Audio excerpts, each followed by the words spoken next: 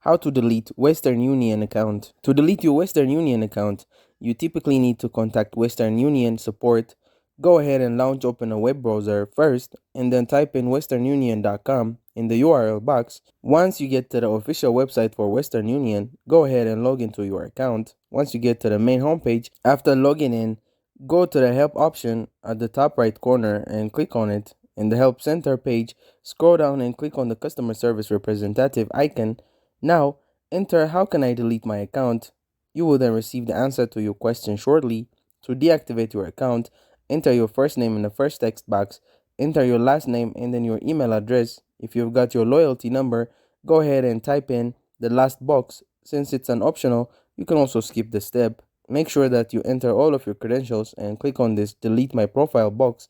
Deleting your profile will discard your existing MyWU points and access to your transfer history. After you are done, click on I'm not a robot, and finally click the submit button in order to delete or schedule your account to deletion. So that's it.